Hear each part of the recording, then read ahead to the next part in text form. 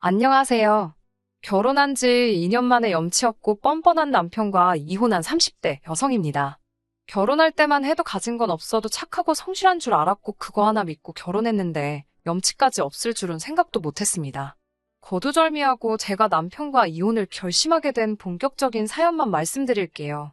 공부에 취미가 없었던 저는 고등학교 시절부터 혼자서 네일아트를 배웠습니다. 처음에는 인터넷을 보고 배우다가 나중에는 학원을 다니면서 본격적으로 기술을 익혔어요. 부모님은 당연히 제가 대학에 가길 원하셨지만 어차피 공부에는 흥미가 없었기에 괜히 대학 졸업장 하나 받자고 돈 낭비, 시간 낭비를 하기 싫었습니다. 친정 부모님과 몇 번의 말다툼이 있기는 했지만 결국 제 의견을 받아들여 주셨어요.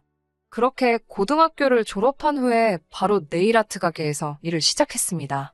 나이가 어리다 보니 때로는 제대로 정당한 보수를 받지 못하는 경우도 있었지만 이것도 다 뼈가 되고 살이 되는 인생 경험이다 생각하면서 열심히 일했습니다. 그렇게 7년 정도 지나니까 돈도 어느 정도 모이더라고요. 그래서 친정 부모님과 상의 끝에 독립을 하기로 결정했습니다. 당시 친정은 경기도였고 제가 일하는 곳은 서울이었기 때문에 출퇴근에도 상당한 시간과 체력이 소모되었기 때문이었어요.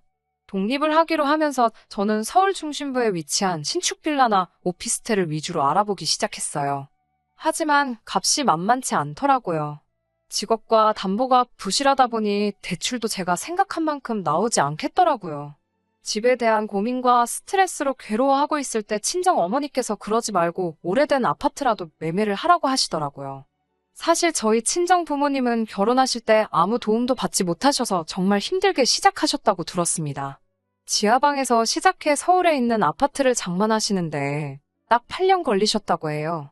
그리고 그 아파트를 시작으로 점점 넓은 평수로 옮기실 수 있었고 지금은 노후까지 걱정 없으실 만큼 경제적 여유를 만들어 놓으신 상황입니다. 그래서 저는 친정 어머니가 부동산에 대해서 좋은 감을 가지고 있다고 믿거든요. 그런데 그런 어머니께서 저에게 집을 사라고 하시니 제가 싫다고 할 이유가 없었습니다.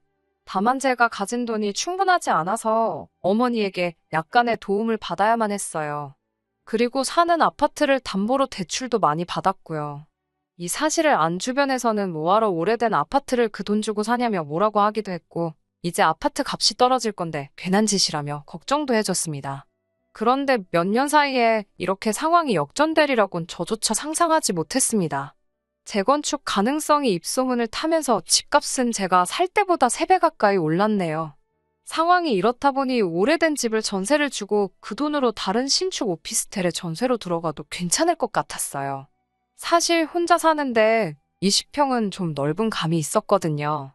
그래서 아파트를 전세로 돌리고 저는 가게 근처에 있는 오피스텔에 전세로 들어갔습니다. 그리고 지금의 남편을 만나게 되었어요. 남편은 제가 일하는 가게에서 멀지 않은 곳에 위치한 중소기업을 다니는 평범한 직장인이었습니다. 1년 정도 연애하는 동안 크게 다투는 일이 없었기에 우린 서로 잘 맞는 사람들이구나 생각했어요. 그러니까 결혼도 결심할 수 있었고요.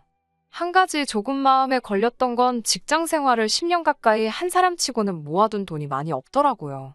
저야 적금한다 생각하고 아파트 대출 갚는데 대부분 써서 그렇지만 남편은 이유를 알 수는 없었습니다. 남편이 평소에 비싼 물건을 좋아하거나 돈을 펑펑 쓰는 성격도 아니었고 중소기업이긴 해도 어느 정도 규모가 있는 회사에 다니고 있었으니까요. 게다가 시댁도 형편이 그렇게 어려운 편은 아니었거든요. 그래도 뭐 제가 집이 있으니까 당장 목돈 들어갈 일은 없었기 때문에 크게 신경 쓰지는 않았습니다. 돈이야 앞으로 같이 살면서 모으면 되지라고 생각했어요.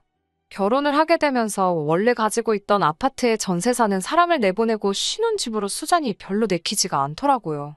신혼이니까 아무래도 깨끗한 새 집에서 살고 싶었습니다. 그래서 그 아파트를 팔고 새로 아파트를 사는 쪽으로 결정을 했어요. 문제는 아파트를 팔아서 목돈이 생기긴 했지만 새 아파트를 사는데 충분하지는 않더라고요. 그래서 또 대출을 받아야만 했습니다. 솔직히 시댁에서 좀 보태주시면 좋겠다 생각했는데 전혀 그럴 눈치가 아니더라고요. 남편도 시댁에 물어볼 생각도 없는 것 같았어요. 친정 부모님도 그냥 대출받아서 같이 갚으면서 살면 된다고 시어른들께 부담드리지 말라고 하셨고요. 그렇게 30평대 신축 아파트로 들어가게 되었습니다. 명의는 물론 제 명의로 했어요. 대출이야 같이 갚을 거긴 해도 대부분의 돈이 제가 판 아파트에서 나왔으니까 당연한 일이잖아요. 집을 제가 해결했으니까 혼수는 남편이 모아둔 돈으로 하게 되었어요. 하지만 말씀드린 대로 모아둔 돈이 많지가 않으니 선택지가 많지는 않더라고요. 제가 사고 싶었던 가전제품이나 가구들 모두 저렴한 라인으로 바꿔야 했어요. 가능하면 최신 모델이나 취향에 맞는 것들로 신혼집을 채우고 싶었는데 남편은 그런 건 다 돈 낭비라면서 저를 말려서 어쩔 수 없었습니다. 그렇게 신혼집을 채우고 얼마 지난 후 시부모님과 신우를 초대해 집들이를 했어요. 아무래도 새 아파트다 보니 단지 내 조경도 예쁘게 잘 다듬어져 있었고 피트니스 센터랑 수영장, 미니골프장 같은 시설들도 다 있었습니다. 시부모님은 아파트 단지부터 집 내부까지 살펴보시면서 이게 우리 아들 집이라며 연신 기뻐하시더라고요. 신우도 집이 너무 예쁘다면서 이런 집에 살고 싶다는 소리를 몇 번이고 하더라고요. 그 이후로 한두 달쯤 지났을 때였어요. 시모가 원래 먼저 전화를 잘하는 일이 없는데 전화를 하셨더라고요. 그러더니 다짜고짜 아파트가 지금 누구 명의로 되어 있냐고 물으시더군요. 제가 제 명의로 되어 있다고 하니까 왜 자기 아들 이름이 빠져 있냐는 거예요. 그래서 남편은 이 집 살 때 보탠 게 하나도 없다고 말씀드렸죠. 그러자 그럼 대출은 남았냐고 물으시더라고요. 무슨 속내인가 싶어서 일단 대출 2억 정도 남았다고 말씀드렸어요. 잠깐 멈칫하시는 것 같더니 그럼 그 2억 우리가 갚아줄 테니 네 남편 이름도 올리라고 하시더군요. 2억을 해주실 능력이 되시면 혼수할 때 좀 도와주시지 이제 와서 왜 이러시나 싶어서 일단은 생각해볼게요 라고 대답을 했어요. 본능적으로 시모가 좋은 의도로 저러는 건 아닌 것 같았으니깐요. 바로 친정 어머니께 전화를 걸어 방금 있었던 일을 말씀드리니 친정 어머니가 깜짝 놀라시면서 절대로 그렇게 해주면 안 된다고 신신당부를 하셨습니다. 그러더니 다시 안 되겠다며 당장 만나자고 하시더라고요. 친정 어머니는 그 길로 저를 데리고 은행에 가셨고 은행에서 친정 어머니의 아파트를 담보로 대출을 받아 제 대출을 갚아주셨습니다. 대신 저에게 차용증을 쓰고 아파트 대출 갚듯이 이자와 함께 친정 어머니께 돈을 갚으라고 하셨고요. 제가 이렇게 복잡하게 할 필요가 있나 싶었지만 지금 생각해보면 그렇게 해놓기를 천만다행이었습니다. 다음 날 시모한테서 전화가 또 걸려왔어요. 그러더니 생각해봤냐고 물으시더라고요. 그래서 제가 모르겠다는데 몰려 어머님 하고 여쭈니 2억 줄 테니까 공동명의하라고 하시는 거예요. 그래서 어머님 저 그 2억 이제 필요 없어요. 대출 다 갚았어요라고 대답했습니다. 그러자 전화기 너머로 당황한 듯한 시모의 모습이 보이는 것 같았어요. 그러더니 그럼 그냥 2억 받아서 네가 가지고 있든지 쓰든지 마음대로 하고 우리 아들만 공동명의로 일단 올려달라고 하시는 거예요. 그래서 제가 저 그 2억이 필요가 없는데 왜 자꾸 주시려고 하냐고 그러니 어른이 준다고 하면 감사합니다 하고 받으면 그만이지 왜 이렇게 튕기냐고 하시대요. 제가 웃으면서 공동명의 조건 안 거시고 그냥 주시면 감사합니다 하고 받을게요라고 하자 저더러 넌 계산도 못하냐면서 황당하다고 짜증을 내시고는 그냥 끊으셨어요. 그렇게 또 시간이 흘렀습니다. 그 사이에 가족 모임이나 명절 때 시모가 저를 보기만 하면 공동명의 이야기를 꺼내긴 했지만 제가 그때마다 조건 없이 그 돈 주세요라며 능청을 떨었더니 나중에는 말씀 안 하시더라고요. 사실 공동명의 해주라는 말 때문에 이혼을 생각한 적은 한 번도 없습니다. 아들 가진 엄마로서 욕심이 나서 저러시나 싶었을 뿐이에요. 아무튼 진짜 저희가 이혼하게 된 건 어떻게 보면 신우랑 시모 때문이에요. 남편에게는 5살 어린 여동생이 있는데 얼굴은 이쁘장하게 생겼어요. 그런데 외모 가꾸는 것 말고는 아무것도 관심이 없고 맨날 남자가 바뀌더라고요. 신우지만 한심하게 보이기도 하고 저런 여자는 어떤 남자한테 시집가게 되려나 궁금하기도 하고 그래서 늘 지켜보고 있었어요. 그런데 얼마 전 시어머니 생신 때문에 모인 자리에서 신우가 폭탄 선언을 했습니다. 신우가 자기 임신 3개월째라면서 결혼할 거라고 하는 거예요. 저도 깜짝 놀랐는데 시부모님은 당연히 기절초풍하셨습니다. 갈비가 코로 들어가는지 입으로 들어가는지도 모를 식사 자리가 끝나고 집에 돌아왔는데 남편도 안색이 안 좋더라고요. 사실 제가 신우를 싫어하는 것도 아니었고 남편의 여동생인데 당연히 걱정이 되더라고요. 그래서 나중에 조카가 태어나면 잘해줘야겠다 생각하고 있었어요. 사실 시모는 저희 부부에게 왜 애를 안 갖냐고 늘 성화였는데 제가 아무래도 일에 대한 욕심이 있다 보니 좀 미루고 있었거든요. 결혼한 지 2년도 채 안 된 상황이기도 했고요. 아무튼 신우의 임신으로 온 가족이 난리가 나버렸어요. 그 이후로 신우가 결혼할 상대라면서 남자를 데리고 왔어요. 저와 남편도 그 자리에 함께 있었고요. 그런데 남자가 직업도 없고 모아둔 돈도 없다고 했어요. 심지어 신우보다도 어렸고요. 그래서 저희가 그럼 앞으로 둘이 어떻게 같이 살 거냐고 하니까 남자 쪽에서 자기는 생각 안 해봤는데 저희 신우가 매달려서 온 거라고 자기 집에서는 아무것도 못 도와준다고 했다면서 거의 배째라는 식이더라고요. 시부모님도 입이 떡 벌어져서는 아무 말도 못하시고 남편이나 저도 뭐라고 말을 해야 할지 감도 안 잡혔어요. 그렇게 남자가 돌아가고 나서 신우가 울고불고 난리가 났습니다. 시모도 신우에게 미쳤다면서 뭔 정신으로 저런 남자를 만난 거냐고 소리를 치고 신우는 그 와중에 아기가 듣는다며 말 조심하라고 난리고 집안이 온통 쑥대밭이 되어버렸어요. 그날 이후로 먼저 물어보기도 뭐해서 그냥 남편 통해서 상황만 어림짐작하며 있었습니다. 솔직히 일이 바빠서 신우 일에 신경을 쓸 틈도 없었고요. 그러다 모처럼 신우에게 전화를 받았습니다. 신우는 저에게 언니 바쁘냐면서 혹시 시간 될 때 커피 한 잔 할 수 있냐고 묻더라고요. 저는 느낌적으로 돈 이야기를 하려고 하나 싶더라고요. 그래, 얼마나 힘들면 나한테 돈을 빌려달라고 하나 싶어서 100만 원이 최대라고 스스로 가슴에 새기며 자리에 나갔습니다. 그런데 막상 카페에 도착하니 신우 혼자가 아니었어요. 시부모님도 같이 나오셨더라고요. 그러면서 저에게 요즘에는 가족들끼리 커피 마시러 많이들 나온다고 하더라며 그래서 불렀다고 하시는 거예요. 당연히 거짓말인 거 알고 있었지만 그래도 도대체 얼마를 빌려달라고 하려고 이러나 싶어서 가만히 듣고 있었습니다. 시모는 처음에는 일은 어떠냐, 제 건강은 어떠냐 이런 가벼운 질문으로 제 기분을 떠보려고 하는 것 같았어요. 그렇지만 제 정신은 온통 돈 이야기 나오면 딱 100만 원만 빌려줘야지 이 생각만 하고 있었습니다. 그런데 갑자기 시모가 지금 사는 집은 어때, 괜찮니라고 묻더라고요. 그래서 제가 네, 좋아요라고 하니까 갑자기 제 손을 딱 잡으면서 우리가 너한테 정말 이런 부탁은 안 하고 싶은데 부탁 한 번만 하자고 하시는 거예요.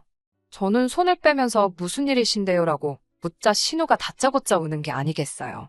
시모는 저에게 그때 그 2억 이야기를 다시 꺼내면서 그 2억 너 줄게 공동명의 안 해줘도 되니까 대신 그 아파트에 우리 딸 2년만 살게 해주면 안 되냐는 거예요. 그래서 제가 그게 무슨 소리냐고 하니까 2억이면 그래도 괜찮은 빌라나 오피스텔 전세는 구할 수 있지 않냐면서 저랑 남편더러 거기 가서 살고 저희 집을 신우 살게 잠깐 내주라는 거예요. 저희는 애가 없으니까 둘이서 어디서든 살 수 있지 않냐면서요. 그래서 제가 멀쩡히 제 집이 있는데 왜 제가 남의 집 전세를 살아야 하냐고 그랬어요. 제가 왜 이사를 가야 하냐고요. 저희 부부가 살 수 있는 집이면 신우네도 살 수 있는 집 아니냐고요. 그러자 우리 딸은 애가 있고 너희는 애가 없지 않냐면서 아기를 키우려면 좋은 환경에서 키워야 해서 그렇대요. 그래서 제가 시부모님께 이런 무리한 부탁은 서로 불편하니까 안 하셨으면 좋겠다고 딱 잘라서 말했어요.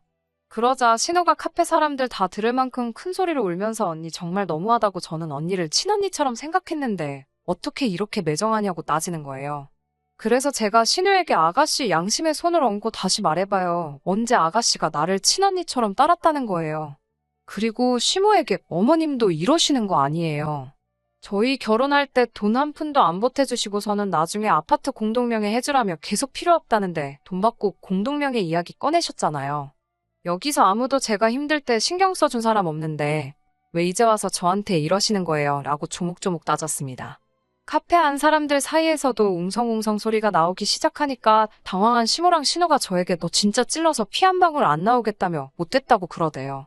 한 가족끼리 네 거 내 거가 어딨냐면서 내가 너 그냥 나가달라는 것도 아니고 2억 준다니까라면서요. 저도 이제 에라 모르겠다 싶어서 그 2억 타령 좀 그만하시라고요.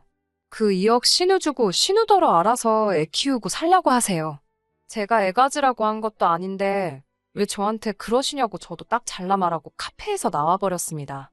집으로 돌아오는데 생각할수록 화도 나고 짜증도 나고 왜 내가 미안한 기분이 드는지 그것마저도 승질이 나 죽겠더라고요.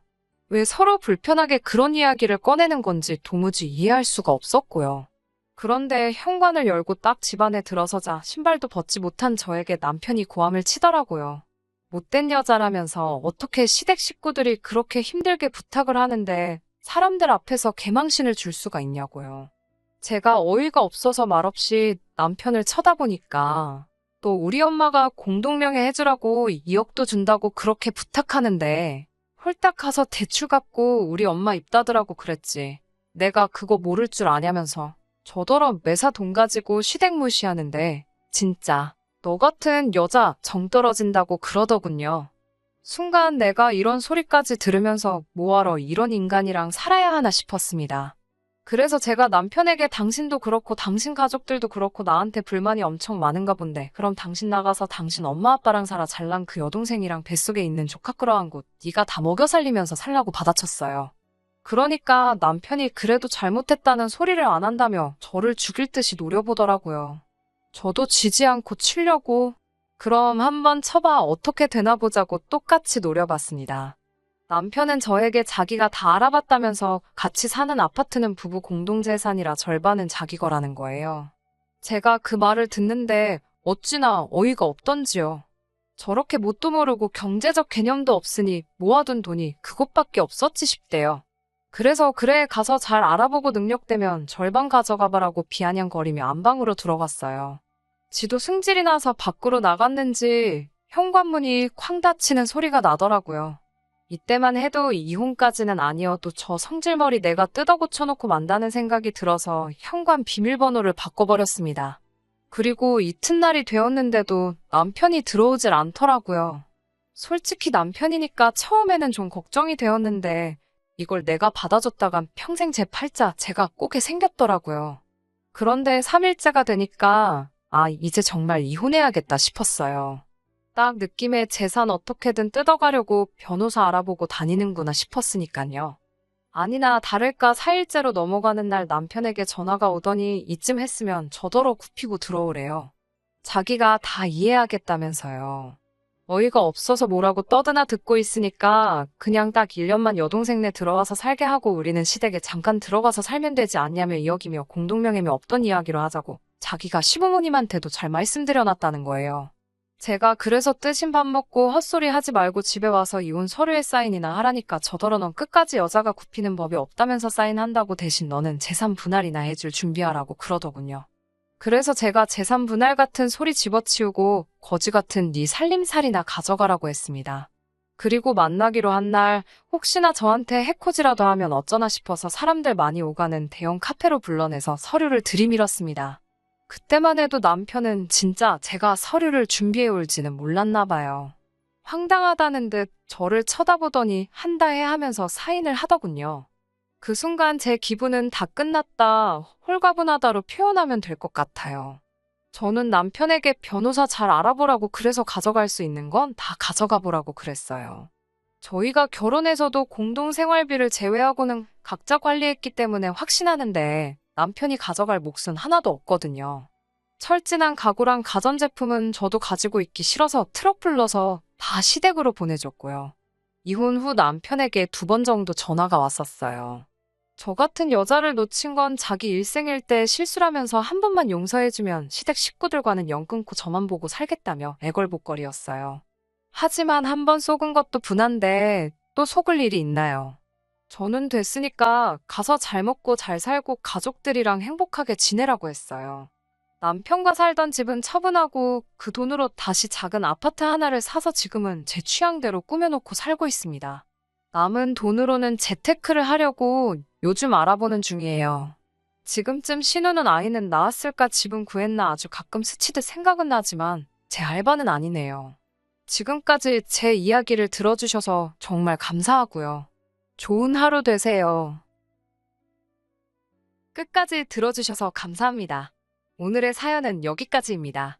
구독과 좋아요, 알람 설정 부탁드리고 더 좋은 사연으로 다시 찾아뵙겠습니다. 감사합니다.